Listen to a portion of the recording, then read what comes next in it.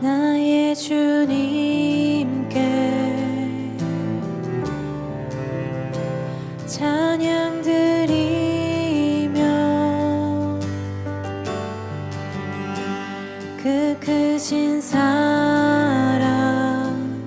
주 임재 감사해. 어둠 속에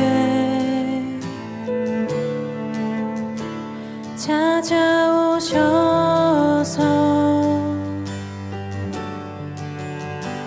주님의 영광 보게 하시네. 의심하는 나를 손 내밀어 잡아주시네. 두려운 맘 내려놓고 주 바라봅니다.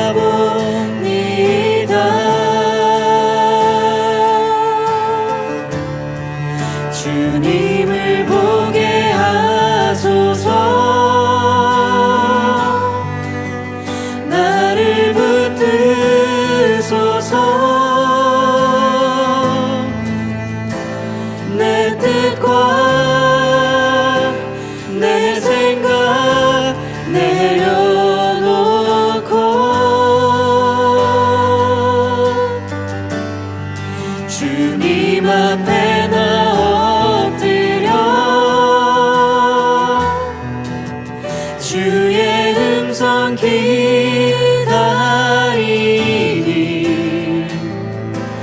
나를 부르실 때 믿음으로 걸어가리.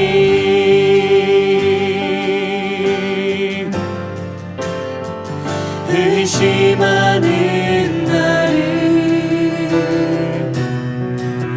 손 내밀어 잡아주시네.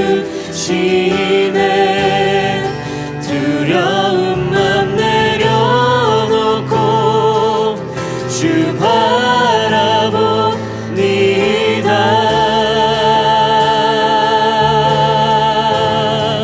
주님을 보게 하소서. 나를 붙드소서.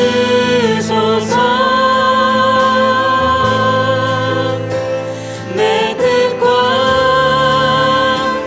내 생각 내려놓고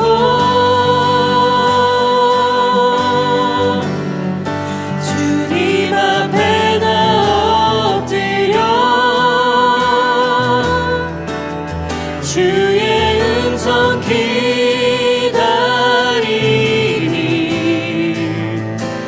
나를 부르실 때 믿음으로 걸어가리. 주님을 보게 하소서.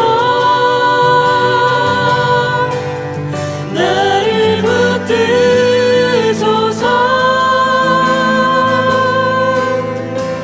내 뜻과 내 생각 내려놓고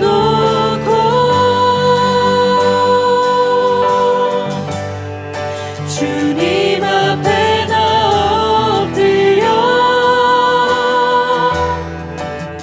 주의 음성 기다리니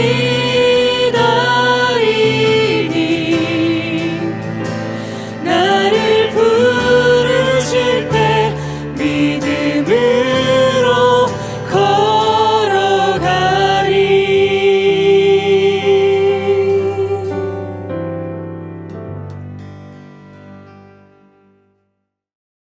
살아계셔서 역사하신 하나님, 우리의 생명의 주가 되신 예수 그리스도 그 이름을 찬양합니다. 오늘도 말씀 앞으로 나갑니다. 주님, 말씀을 읽을 때 깨닫게 하시고 순종함으로 살아내게 하여 주시옵소서. 주님께 그 모든 것을 의탁하며 감사드리며 예수 그리스도 이름으로 기도드렸습니다. 아멘. 공동체 성경 읽기 오신 성도님들 환영하고 축복합니다. 오늘부터 이사야서 말씀을 읽게 되는데요. 오늘 본문 내용을 나누고 그리고 읽도록 하겠습니다. 이사야는 몇 장이지요? 네, 이사야서는 성경 전체의 권수와 동일하게 66장까지 되어 있습니다.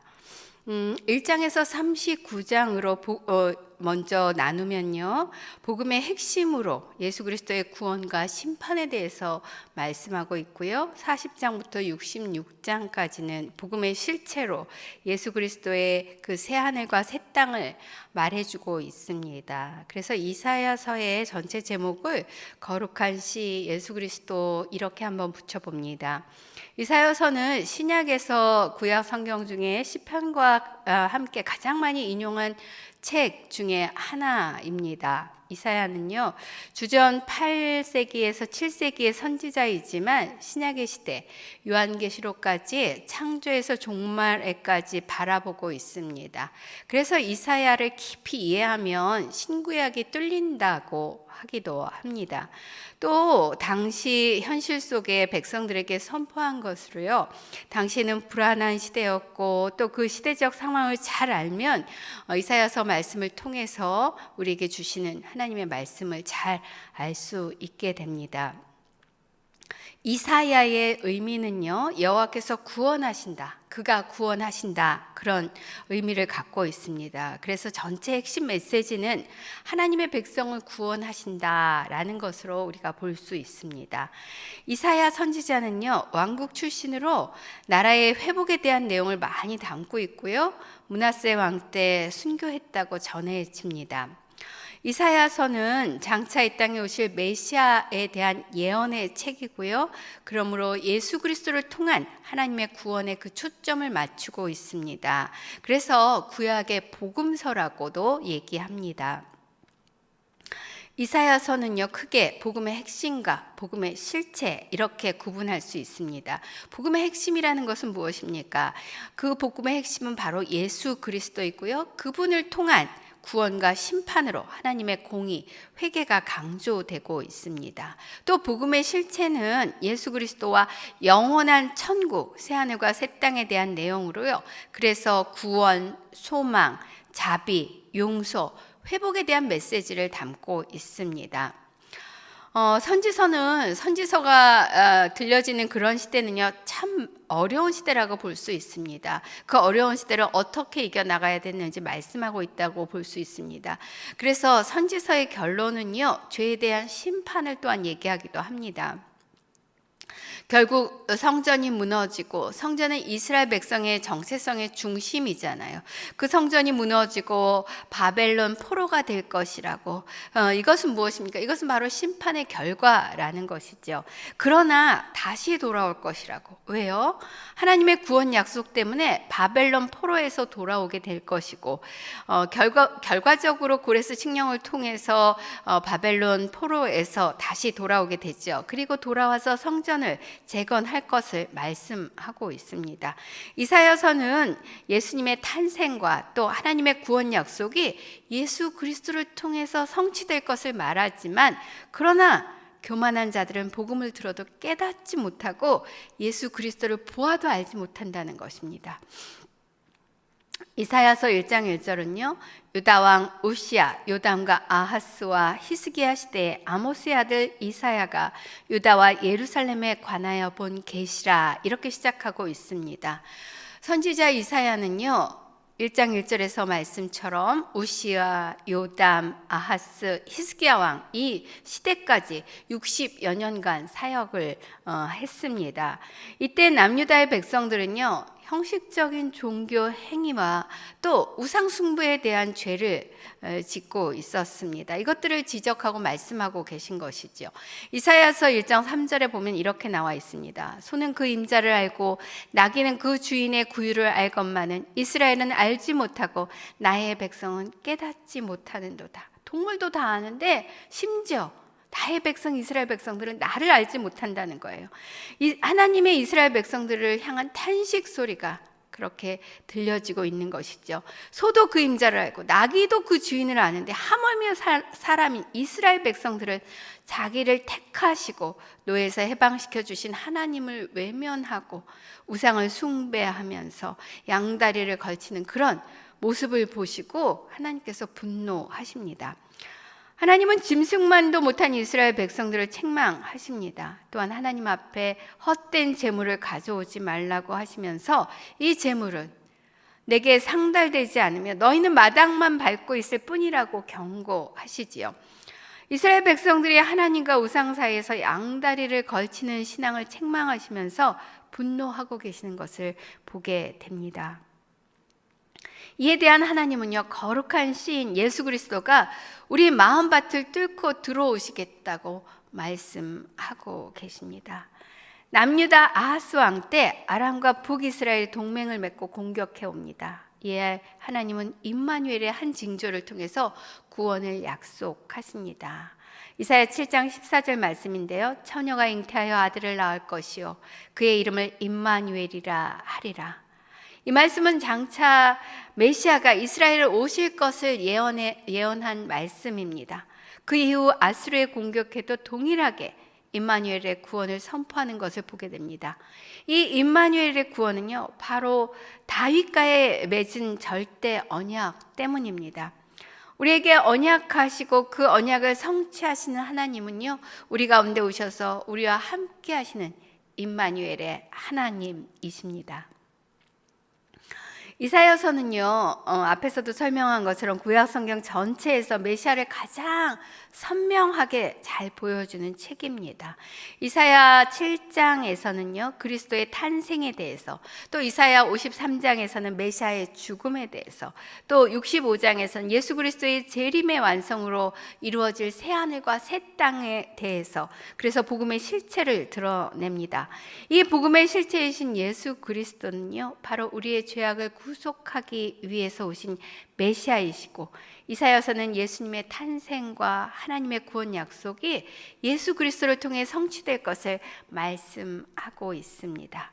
그러나 어둠의 일들을 따라가고 스스로 영광을 취하는 교만한 자들은 복음을 들어도 깨닫지 못하고 예수 그리스도를 보아도 알지 못한다는 것이죠. 이사야서는 많은 부분이 시대적 배경이 다릅니다. 9장에서는요, 이스라엘을 구원할 메시아를 암시하는 이름들이 나오는데요. 9장 6절이죠. 이는 한 아기가 우리에게 낳고 한 아들을 우리에게 주신 바 되었는데 그의 어깨에는 정사를 메었고 그의 이름은 기묘자라 모사라 전능하신 하나님이라 영존하시는 아버지라 평강의 왕이라 할 것임이라. 그가 바로 우리의 구원자이신 독생자 예수 그리스도 메시아 그의 탄생을 말하고 있습니다. 또 10장에서 12장은요, 북이스라엘 멸망하는 시대적 배경을 나타내 주고 있고요. 13장에서 14장은요, 바벨론에 대한 경고이지요. 포로에서 돌아오는 내용으로 이어집니다. 또 남은 자를 통해서 역사하신 하나님에 대해서도 말씀하고 있습니다. 남은 자가 돌아오고 11장에서는 메시아와 그 왕국이 세워질 것을 언급하고 있습니다. 12장에서는요, 구원받은 자들의 감사하는 찬송을 올려드리는데 그들은 남은 자들이라는 것이죠. 그들은 섞이지 아니한 자들이고요, 구원받은 성도들을 말합니다. 이들을 통해서 하나님은 하나님의 나라, 당신의 나라를 이루어 가신다는 것입니다. 유다와 이스라엘 주위에 있는 나라들은요, 그들에게도 심판이 임할 것임을 경고받습니다. 주변에 있었던 나라들은 어떤 나라들입니까? 바벨론이 있죠, 아수르가 있죠, 블레셋이 있죠, 모압, 암몬, 또 구스, 아람, 아라비아, 두로 이런 열국들이 하나님이 심판하시는 그런 내용들이 나옵니다. 이사야 13장은요 바벨론의 멸망을 예언합니다. 그런데 이사야 시대에는요 바벨론이 존재하지 않았습니다. 바벨론은 이사야 시대가 아닌 예레미야 시대에 있었고요. 남유다가 멸망 직전인 150년 후에 등장합니다. 그런데 왜 이사야는 바벨론의 멸망을 거론했을까요? 그것은 바벨론은 바로 세상 나라의 표상이기 때문입니다. 성경에 보면 신약 성경에서도요 베드로 전서나 요한계시록에서도 바벨론이 등장하는 것을 우리가 보게 됩니다. 이는 바벨론이 악의 대표적인 그런 세력을 의미하는 것이고요, 또 세상 나라의 표상이기도 합니다. 이사야 14장 27절에 보면 이렇게 나와 있습니다. 만군의 여호와께서 경영하셨은즉 누가 능히 그것을 패하며 그의 손을 펴셨은즉 누가 능히 그것을 돌이키라. 이는 열국의 심판을 통해서 핍박당하는 그 하나님의 백성을 위로하고 하나님의 구원 계획을 드러내시기 위함인 것입니다. 이사야서 20장에 보면요, 이사야 선지자가 하나님의 명령으로 3년 동안 벗은 몸과 벗은 발로 돌아다니게 되는 것을 보게 됩니다. 이것은 이집트를 의지하지 말라는 그런 의미입니다. 이집트를 의지하면 아수르처럼 멸망당하고 이집트처럼 수치를 당하게 될 것이라는 것을 퍼포먼스를 통해서 알려줍니다. 이집트는 세상을 상징하기에 세상을 의지하지 말고 하나님만을 의지하라는 그런 의미를 담고 있습니다. 세상의 종말이 다가올수록 더욱 하나님, 오직 하나님만을 의지해야 하는 것이죠. 우리는 지금 왜 성경을 읽어야 하는 것입니까? 성경은 우리가 가야 할 그 길을 안내하고 있습니다. 길과 진리와 생명 되신 예수 그리스도께서 바로 우리의 생명의 길이심을 보여주고 있습니다.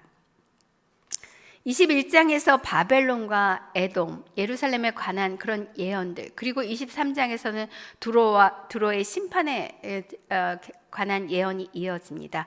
이것은 하늘과 땅에 있는 대적들을 물리치시고 완벽한 승리를 거두신다는 것을 말씀하고 있습니다. 또 계속해서 26장, 27장은요 그날의 불을 찬송을 묘사하면서 이스라엘의 신앙을 견고한 성읍으로 묘사합니다.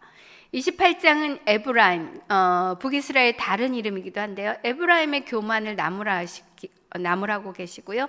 29장은 아리엘, 하나님의 제단, 성전의 제단이라는 뜻을 가지고 있는데요, 예루살렘을 가르칩니다. 아리엘 그 외식함으로 타락한 것을 나무라고 있습니다. 이사야서를 보면 종말론적인 그런 심판이 나오는데요, 이는 역사적인 종말과 우주적인 종말이 있음을 보게 됩니다. 우주적인 종말이 일어나는 이유는요, 하나님의 언약을 어겼기 때문입니다. 그래서 심판이 일어납니다. 하나님의 종말적 심판과 구원은요 이미 정하신 뜻대로 그렇게 예정된 것입니다. 언약을 기준으로 심판과 구원이 이루어집니다. 이사야서 26장 1절에 보면 그날이란 표현이 나오는데요, 여기서 말하는 그날은요 바로 종말의 날을 의미합니다. 택하심을 받은 백성은요 천국에서 새 노래를 부르게 되는데, 이는 유다가 바벨론 포로에서 해방될 때 부를 노래를 의미하는 것이죠. 우리는 종말에 일어날 사건을 현재에서 살아내야 합니다. 그렇게 일어날 것을 알고 있기에 현재의 삶을 살아내는 것입니다. 이는 곧 용서하지 못할 사랑까지도 용서하고 나는 죽고 예수로 사는 삶인 것입니다. 예수 그리스도만이 우리의 전부이시고 또 유일한 소망입니다. 오늘도 우리의 참 소망이신 예수 그리스도와 함께 동행하며 살아내는 여러분 되시기를 축원합니다. 오늘 말씀 읽고 기도하겠습니다. 이사야 1장. 이것은 유다 왕 우시야, 요담, 아스, 히스기야 시대의 아모스의 아들 이사야가 유다와 예루살렘에 대해 본 이상입니다. 하늘아 들으라, 땅아 귀 기울이라. 여호와께서 말씀하셨다. 내가 자식들이라고 기르고 키웠으나 그들이 나를 거역했구나. 황소도 자기 주인을 알고 나귀도 자기 주인의 구유를 아는데 이스라엘은 알지 못하고 내 백성은 깨닫지 못하는구나. 아, 어긋나버린 민족, 죄악을 진 백성, 악행하는 종자, 타락한 자식들, 그들이 여호와를 저버렸구나. 그들이 이스라엘의 거룩하신 분을 경멸했구나. 그들이 완전히 등을 돌려 남이 돼버렸구나. 왜 너희는 계속 반역해 내를 더 맞으려고 하느냐? 머리는 온통 병들었고 마음은 온통 혼미해졌구나. 발바닥부터 머리까지 성한 곳이 없구나. 상한 곳과 멍든 곳과 새로 맞은 상처뿐 짜내고 싸매고 기름으로 상처를 가라앉히지도 못했구나. 너희 땅은 황폐해졌고 너희 성들은 불태워졌다. 너희 땅은 너희 눈앞에서 이방 사람들에게 삼켜졌으며 이방 사람들에게 파괴된 것처럼 폐허만 남았다. 시온의 딸이 포도원의 초막처럼 오이밭의 원두막처럼 에워싸인 성처럼 겨우 남았다. 만군의 여호와께서 우리 몇몇을 살아남게 하지 않으셨다면 우리는 소돔같이 고모라같이 됐을 것이다. 여호와의 말씀을 들으라. 너희 소돔의 지도자들아, 우리 하나님의 율법에 귀 기울이라. 너희 고모라의 백성들아, 여호와께서 말씀하신다. 그 많은 너희 재물을 무엇하려고 내게로 가져오느냐? 나는 순양의 번제와 살찐 짐승의 기름도 지겹다. 나는 황소와 어린 양과 염소의 피도 기쁘지 않다. 너희가 내 얼굴을 보려고 나올 때 누가 너희에게 이것을 달라고 요구하더냐? 내 뜰만 밟을 뿐이다. 더 이상 헛된 재물을 가져오지 말라. 재물 타는 냄새도 역겹다. 초하루와 안식일과 집회의 선포를 견딜 수 없다. 악을 행하면서 성회를 여는 것을 참을 수 없다. 너희 초하루와 정한 절기들, 나는 그것들이 싫다. 그것들이 내게는 짐만 될 뿐이다. 그것들을 짊어지기에 내가 지쳐버렸다. 너희가 아무리 손을 펼쳐 기도해도 나는 눈을 가리고 너희들을 보지 않을 것이다. 너희가 아무리 기도를 많이 해도 나는 듣지 않을 것이다. 너희 손에는 피가 가득하구나. 손을 씻고 스스로 깨끗하게 하라. 내 눈앞에서 너희의 악한 행실을 버리라. 악한 일을 그만두고 좋은 일 하기를 배우라. 정의를 추구하고 압제하는 사람들을 바른 길로 인도하라. 고아를 위해 변호하고 과부를 위해 싸워주라. 자, 와서 우리 함께 판가름해보자. 여호와께서 말씀하신다. 비록 너희 죄가 주홍빛 같더라도 눈처럼 희게 될 것이다. 비록 그 죄가 지렁이처럼 붉어도 양털처럼 될 것이다. 만약 너희가 기꺼이 순종한다면 너희는 그 땅에서 좋은 것을 먹게 될 것이다. 그러나 만약 너희가 거역하고 반항한다면 칼이 너희를 집어삼킬 것이다. 이것은 여호와께서 친히 입으로 말씀하신 것이다. 그 신실했던 성이 어쩌다가 창녀가 됐는가? 정의가 가득하고 그 안에 공의가 깃들어 있더니 지금은 온통 살인자들 뿐이구나. 내 은은 찌꺼기가 됐고 내 포도주는 물이 섞여 묽어졌구나. 내 귀족들은 반역자들이요 도둑들과 한패로구나. 그들은 모조리 뇌물을 좋아하고 살해금을 쫓아다니는구나. 고아를 변호하지도 않고 과부의 송사는 받아주지도 않는구나. 그러므로 주 곧 만군의 여호와 이스라엘의 전능하신 분이 말씀하신다. 아, 내가 내 대적들에게서 받은 한을 풀어버리겠다.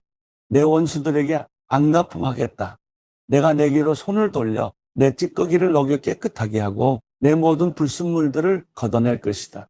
옛날처럼 내가 내 사사들을 다시 세우고 처음처럼 내 모사들을 다시 세울 것이다.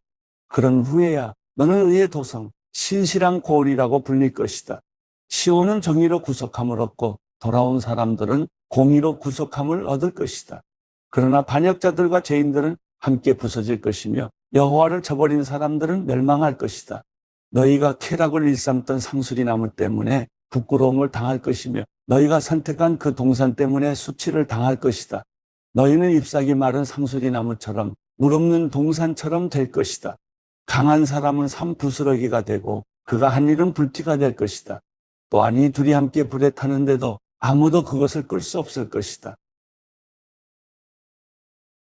이사야 2장. 이것은 아모스의 아들 이사야가 본 유다와 예루살렘에 관한 말씀입니다. 마지막 날에 여호와의 성전이 있는 산이 산들의 머리 위에 우뚝 서고 언덕들보다 높이 솟아 모든 민족들이 그리로 물밀듯이 몰려올 것이다. 많은 백성들이 오면서 말할 것이다. 자, 올라가자. 여호와의 산으로, 야곱의 하나님의 집으로. 그분이 우리에게 그분의 길을 가르쳐 주실 것이니 우리가 그분의 길을 걸어가자. 율법이 시온에서 나오고 여호와의 말씀이 예루살렘에서 나온다. 그분이 민족들 사이에서 재판하시고 많은 백성들을 중재에 판결하실 것이니 그들이 자기 칼을 쳐서 쟁기를 만들고 창을 쳐서 낫을 만들 것이다. 민족이 민족에 대항해 칼을 들지 않으며 군사 훈련도 다시는 하지 않을 것이다. 야곱의 집아 와서 여호와의 빛 가운데 걸어가자. 주께서 주의 백성 야곱의 집을 버리셨습니다. 이는 동쪽에서 온 미신이 그들에게 가득 찼기 때문입니다. 그들은 블레셋 사람들처럼 정을 치고 이방 사람들과 손을 잡고 언약을 맺었습니다. 그 땅에는 은과 금이 가득하며 보석도 끝이 없습니다. 그 땅에는 말들이 가득하고 병거도 끝이 없습니다. 그 땅에는 우상들이 가득합니다. 그들은 자기 손으로 만든 작품에 자기 손가락으로 만든 것에 절을 합니다. 사람들이 누구나 절하고 엎드리니 그들을 용서하지 마십시오. 바위 틈으로 들어가라. 땅 속에 숨으라. 여호와의 두려운 얼굴과 위엄을 바라는 광채를 피하라. 인간이 오만한 눈이 감기고 사람들의 거만함이 꺾일 것이니 그날의 여호와 그분만이 홀로 드높으실 것이다. 그날은 만군의 여호와께 속한 날, 모든 거만한 사람들과 높임받는 사람들과 기고만장한 사람들이 낮아지는 날이다. 또 높이 뻗은 레바논의 모든 백향목과 바산의 모든 상수리 나무와 드높은 모든 산과 솟아오른 모든 언덕과 드높은 모든 탑과 튼튼한 모든 성벽과 다시스의 모든 배와 멋들어진 모든 조각물이 낮아지는 날이다. 사람의 거만이 땅에 떨어지고 인간의 오만은 낮아질 것이다. 그날의 여호와 그분만이 홀로 드높으시고 우상들은 모조리 사라질 것이다. 여호와께서 땅을 흔들기 위해 일어나실 때 사람들은 그분의 두려운 얼굴과 위엄을 바라는 광채를 피해 바위 틈의 동굴로 땅속 구덩이로 들어갈 것이다. 그날의 사람들은 자기들을 위해 만들었던 은 우상과 금 우상을 두더지와 박쥐들에게 던져버릴 것이다. 여호와께서 땅을 흔들기 위해 일어나실 때 사람들은 그분의 두려운 얼굴과 위엄을 바라는 광채를 피해 바위 구멍과 절벽 틈으로 들어갈 것이다. 사람 높이는 것을 그만두라.